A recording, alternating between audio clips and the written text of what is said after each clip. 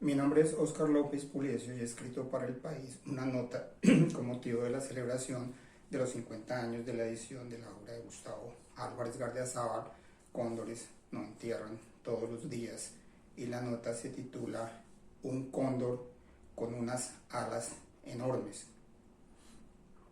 50 años después, el viejo cóndor vuela aún muy alto.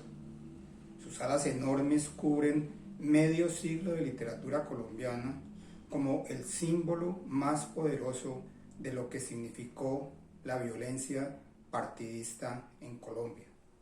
Cóndores no entierran todos los días es una obra de juventud de Gustavo Álvarez Gardiazabal, escrita en Pasto, cuya edición original de 1971 ha sido bellamente editada por un aula para celebrar la efeméride. Aprovecha Álvarez la ocasión para rendirle un homenaje a Pasto. Reconstruye en el prólogo sus días en aquella ciudad aislada, fría, neblinosa, pacífica, su furia contenida por aquel exilio voluntario, cómo la distancia le permitió volver a sus recuerdos de infancia en Tuluá, un pueblo liberal aterrorizado por los pájaros, los escuadrones de la muerte de entonces, bajo la sombra ominosa del más poderoso de todos, el cóndor, y el trauma de la noticia de su muerte que encierra al pueblo en sus casas a rezar para que sea cierta. Recobra en el prólogo la frescura de la prosa original de su estilo, endurecido hoy por las exigencias del periodismo. Cóndores es un texto difícil de clasificar, más ahora cuando no hay fronteras entre los géneros literarios. No es una novela en el sentido tradicional. No tiene unos personajes cuyo carácter alcance a desarrollarse en conflicto con otros para generar una trama. Por ello mismo, tampoco es una novela corta, pero tampoco es un cuento largo.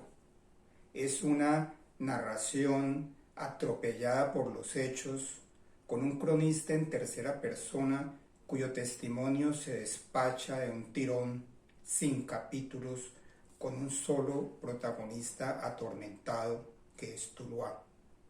Retrospectivamente, podría decirse que es un presagio de la desaparición en Colombia de la novela como tal, pues lo que se escribe ahora son extensas autobiografías sentimentales. Pero lo que allí se cuenta y la manera como se condensa en un texto tan corto es extraordinario.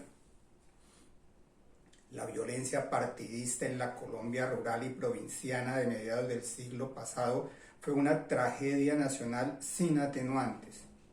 Las crónicas de la época son escalofriantes por una característica brutal que no había existido antes, puesto que no se trataba de una guerra civil, con ejércitos armados enfrentados, como había sido a lo largo de la historia republicana, ni de una guerrilla tratando de tomarse el poder, como fue después, ambas cosas con excesos innombrables, sino de una agresión organizada del Estado contra la población civil inerme que no le era afecta políticamente.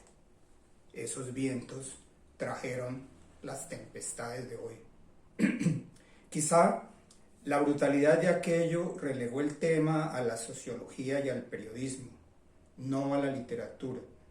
El gran escritor de esa generación, que vivió el Bogotazo como estudiante, Gabriel García Márquez, no se ocupa del tema.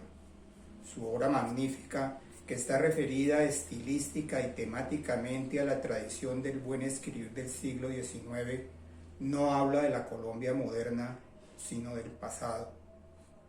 Álvarez, que ha transcrito al lenguaje escrito una manera de hablar como contando un cuento, sin tomar mayores precauciones con la sintaxis, y era un niño cuando sucedieron los hechos que describe, asume como propio el dolor de su pueblo, lo interpreta con una serenidad y sinceridad y precisión que trasciende el episodio lugareño y construye una historia de valor universal, cosa que es por demás casi una definición de lo que es la buena literatura y lo que explica su permanencia.